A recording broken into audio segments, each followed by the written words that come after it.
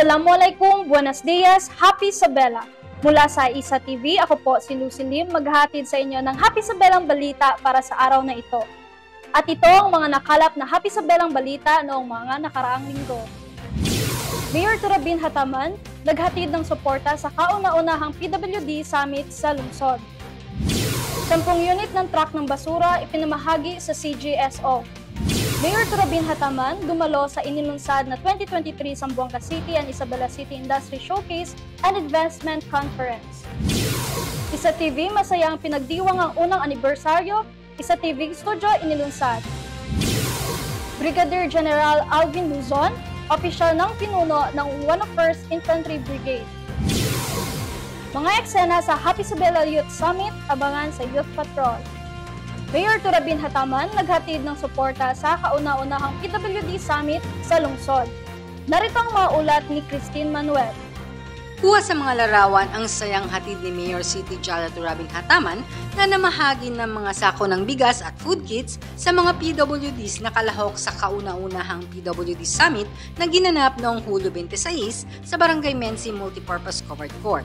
Naroon din para magbigay ng libreng mga serbisyong medikal ang City Health Office sa pamamagitan ng CHO Telehealth and Mobile Health Unit sa gabay ni Dr. Sulaiman Tasin. Nakiisa rin ang Happy Isabela Mobile Library ng tanggapan ng impormasyong panglungsod na sinorpresa pa ang mga batang PWDs na kasali sa nasabing summit sa isang pagtatanghal ng mascot na si Isa. Samantala, naghandog naman ng libreng gupit at pagkain ang mga opisyal ng 54th Special Action Company, PNP-SAF. Sa parehong okasyon, namahagi naman sina Mayor Turabin Hataman, Vice Mayor Julkifli Saliman at Dole Isabela City Field Office Senior Leo Marlin Anoos ng mga livelihood starter toolkits sa mga piling PWD beneficiaries. We're very happy to be here with you po. Maraming salamat at nagkasama tayo ngayon. Nagpapasalamat tayo sa lahat ng mga kasama natin ngayong araw na to para sa kauna-unahan, the first PWD Summit. No? Sana may una, sana may susunod. Handog ng panlungsod ng tanggapan ng kagalingan at pagpapaunlad panlipunan sa pangangasiwa ni CSWDO Noraina Asmara at SAO Robert Arsenia at ng panlungsod na tanggapan para sa ugnayan sa mga may kapansanan sa pangunguna ni CP Dao Gemma Casas Paculio. Today, andito po yung Department of Labor and Employment in collaboration with the local government unit of Isabela, no, for the Person with Disability Summit 2023. No? Malaki po talaga yung ambag talaga ng LGU Isabela sa Dole because of our partnership. Kaya andito po kami, nagbibigay po kami ng aming livelihood assistance for our person with disability. Meron po tayong 15 na beneficiaries of our livelihood projects. Lahat po sila yung person with disability. So again, maraming salamat po sa LGU Isabela for gathering us here, for convening us here for the 2023 Person with Disability Summit. Thank you so much. Ako po si Melanie Francisco from PWD from Barangay Busay. Nagpapasalamat ng taos-pusong sa ating butihing mayor na si Mayor Jalia Turabin Hataman sa walang sawang pagsuporta sa amin sa mga PWD at kay Ma'am Gemma Casas Paculio sa siya ang namumuno sa City Dao Office. Gusto ko rin pong magpasalamat sa kanya walang sawang pagsuporta sa mga katulad namin na PWD. Ang nasabing pagpupulong ay bahagi ng pagsaulog ng 45th National Disability Prevention and Rehabilitation Week na may temang Persons with Disabilities, Accessibility, and Rights Towards a Sustainable Future Where No One is Left Behind. Christine Manuel, Balitang Happy Isabela. Sa iba pang mga balita, 10 unit ng truck ng basura ipinamahagi sa CGSO. Ibinahagi ng pamahalaang lungsod ng Isabela sa pamumuno ni Mayor City Jalia Turabin Hataman noong ika-4 ng Agosto ang 10 unit ng mga truck ng basura sa City General Services Office sa pamumuno ni CGSO Eugene Strong. Ang proyektong ito ay naging posible dahil sa tulong pinansyal mula sa tanggapan ng kongresista ng tanging distrito ng Basilan at katuwang na pinuno ng Minorya Mujib Hataman. Kasama rin sa paghahabilin ng nasabing mga truck ang mga punong barangay na bumubuo sa buong lungsod ng Isabela. Layunin nitong mapabuti ang pamamahala ng basura at serbisyong pampubliko sa lungsod, mapabuti ang pamayanan at palaganapin ang mas malinis at mas maayos na kapaligiran. Samantala, Mayor Turabin Hataman dumalo sa inilunsad na 2023 Zamboanga City and Isabela City Industry Showcase and Investment Conference. Narito ang detalye ni Matthew Sanson. Noong Hulyo 25, ginanap ang ceremonial opening ng Zamboanga City and Isabela City Industry Showcase and Investment Conference 2023 sa Martian Convention Center, Zamboanga City. Pinangunahan ito ni DTI na Regional Director Alzamir Lipay kasama sina Mayor Dada Turabin Hataman, Zamboanga City Councilor Bino Gingona na kumakatawan kay Mayor John Dalipe at DTI Zamboanga City Program Director Grace Aduca. Sa okasyong ito, bukod sa pagpapamalas ng mga lokal na produkto, pinagtipon ng mga negosyante, investors, stakeholders at mga opisyal ng gobyerno upang siyasatin ang mga oportunidad na maaaring pasukin ng dalawang syudad nang sa gayon ay mas lumago at umunlad ang ekonomiya ng mga ito. Ibinahagi naman ni Daipo Jamju Rivera ang potensyal na magkaroon ng lungsod ng Isabela pagdating sa larangan ng negosyo, kabilang na rin ang mga oportunidad para sa mga investors. Matthew Sanson, Balitang Happy Isabela. Isa TV, masayang itinagdiwang ang unang anibersaryo. Isa TV Studio inilunsad. Yan ang Happy Isabelang balita ni Shane Swally.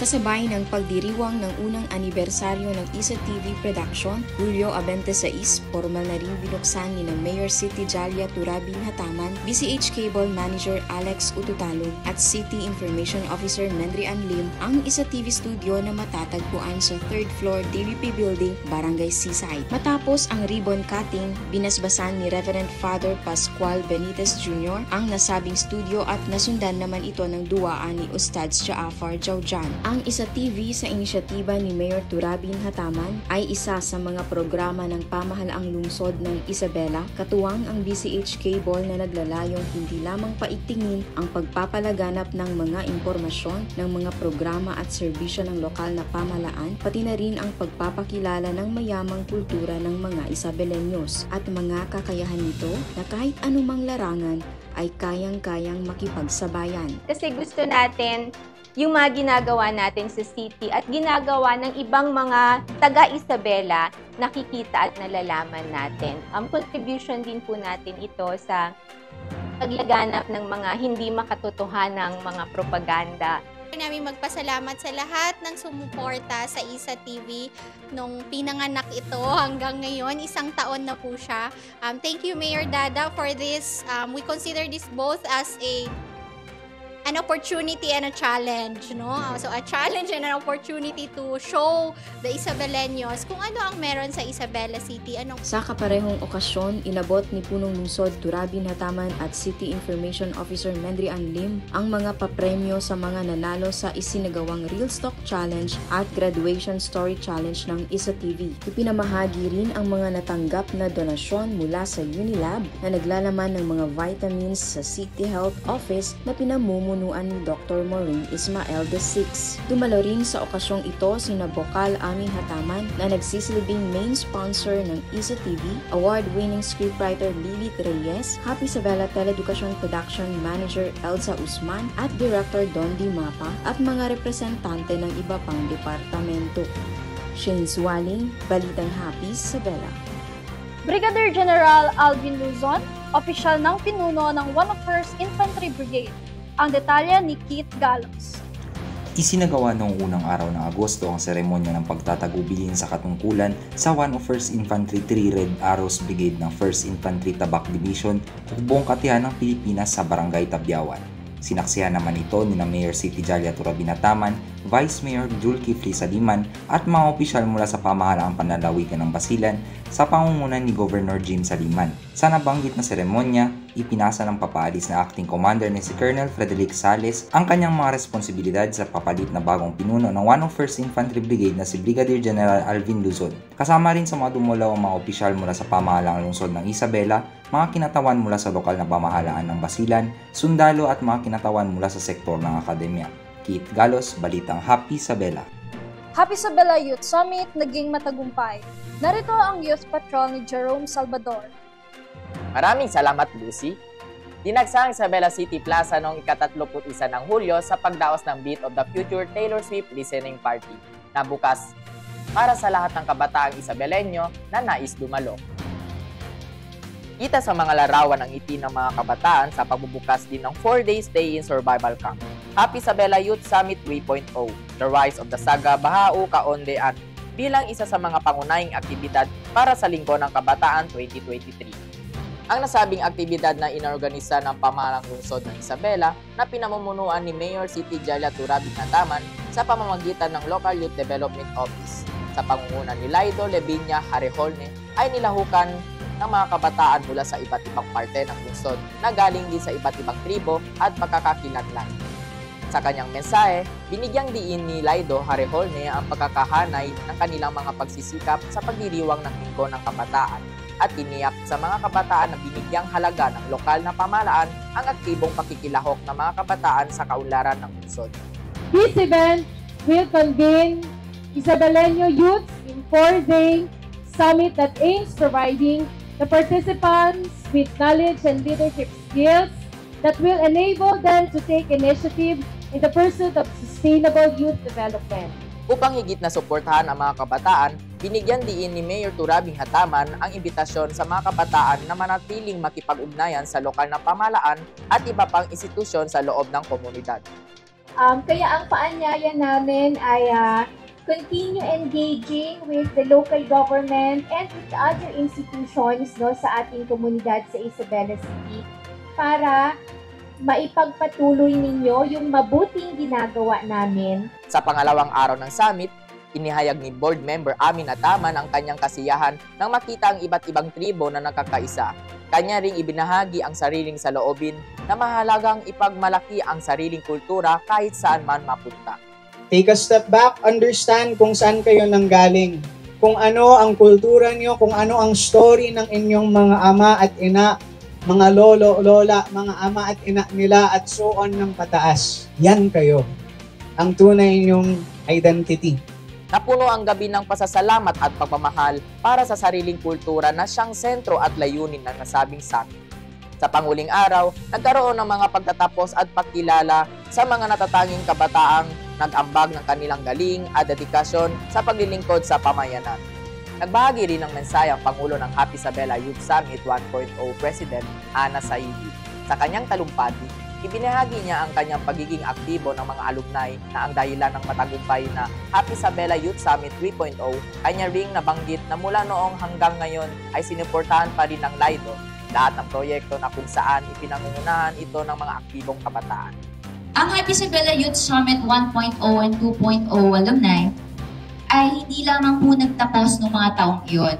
Dahil hanggang ngayon ay patuloy pa rin po silang nakikipagsapalaran, patuloy pa rin po silang lumalaban para sa youth development, hindi lamang dito sa Isabela City, but the entire province of Casalan. Mahirap po kung iniisip lamang natin ang ating mga sarili para umangat sa ibang tao. We also need to uplift others and create a supportive environment where everyone can thrive. Your genuine concern, no? Kung totoo naman talaga ang mga apoy na nagliliyab sa inyong mga puso, hindi po kayo mapapagod magsilbi para sa kabataan ng Isabela City. Sa pagtatapos ng summit, ipinakita ng mga kabataan ng lungsod ng Isabela na sila ang pag-asa ng bayan at ang lakas ng kabataan ay may malaking papel sa pagbabago at pag-unlad ng lungsod at ng buong bansa. Sa ikatlong taon nito, ang summit ay naglalayong magbigay ng inspirasyon at bigyang kapangyarihan ang mga kabataang individual na maging mga pinuno at lumikha ng mga positibong pagbabago sa kanilang mga komunidad. Muli, ako si Jerome A. Salvador para sa Youth Patrol. Maraming salamat, Jerome. At yan ang mga nakalap na Happy Isabelang balita hatid sa inyo ng City Government of Isabela. Antabayanan ang iba pang Happy Isabelang balita sa susunod na linggo. Muli, ako po si Lucy Lim at ito ang Balitang Kahanga-hanga, Balitang Tatak Happy Isabela, Balitang Happy Isabela.